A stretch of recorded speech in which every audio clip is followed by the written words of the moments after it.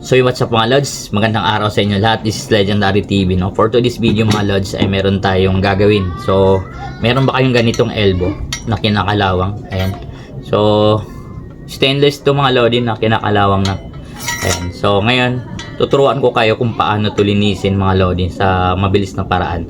So meron tayong product na gagamitin dito dahil pinadala sa atin ng seller. So ngayon papatunayan natin kung talagang legit na to yung product na to mga Lodi. So ito nga pala yung product na gagamitin natin. Ayan, kita ba? Heavy detailing rust remover mga Lodi. Ayan, so medyo masilaw lang.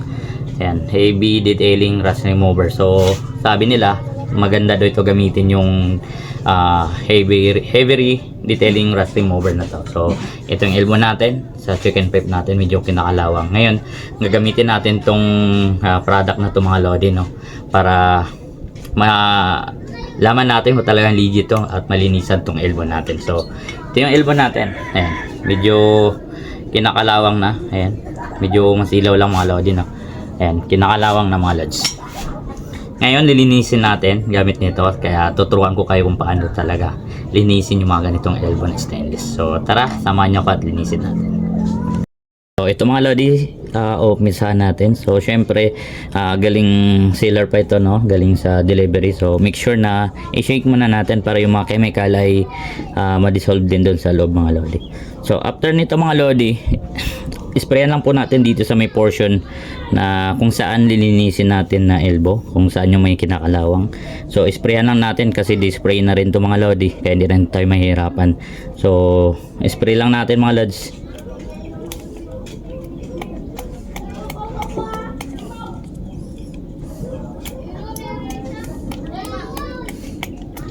Medyo mahirap lang yung spray niya. Ayan, pero kaya na naman.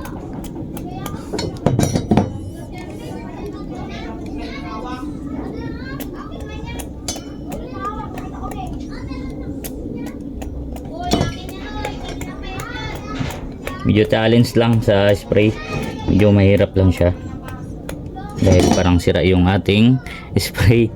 Sige, so ang gagawin lang natin mga Lodi, babad lang natin dito ng mga ilang minuto. Kaya na natin na lumambot itong mga kalawang na to, tapos mamaya pupunasan lang natin to after natin ibabad. So ayan, medyo mahirap lang sa spray kay parang sira yung kanyang ayaw maglabas lahat. So babad lang natin yung mga Lods, tapos balikan natin mamaya ulit.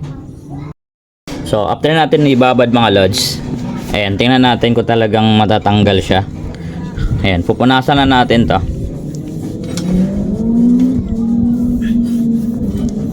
So medyo nalinisan siya mga Lodi, ayan, no.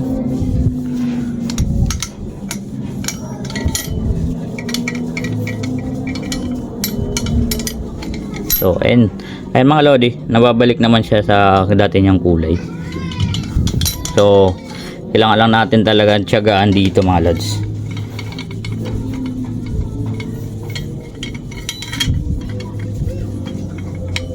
Ayan, no. So medyo nalinisan na rin siya mga Lodi, unlike before na talagang marami siyang kalawang. Ngayon konting linis na lang to mga Lods ay okay na siya. So tiyagaan lang talaga sa pagkuskus ay mga Lodi, oh. Medyo nalinisan na rin siya, ayan, oh. So konting babad na lang ulit, tapos okay na yan siya mamaya mga Lodi. So yung mga Lodi, no, tapos na natin lilinisan yung ating elbow. So ito na yung finished product. So kung napapansin yung mga Lodi ay malinis na siya, ayan, oh. So bumalik yung kintab nito mga Lodi dahil lang dito sa heavy detailing rust remover mga Lodi. Ayan, ayan, makintab na siya ulit. Medyo masilaw lang mga Lods, pero makintab na siya. Ayan. So yun, sa mga gustong umorder mga Lodi, ayan, meron available sa TikTok shop natin mga Lods. So ilagay ko na rin yung link doon sa ating mismong TikTok mga Lodi, yan, sa mga makakapanood dito sa Facebook tsaka YouTube. So pasyalan nyo lang yung Legendary TV TikTok shop mga Lodi. So makikita nyo na po doon sa mismong video, ilalagay ko po yung link ng product na to mga lodi, napaka-effective nito panlinis sa mga kinakalawang na stainless mga lodi. Kahit anong bakal man or kadena nyo na kinakalawang, mas effective po ito panglinis dun sa mga kalawang. So yun lang mga lodi, no?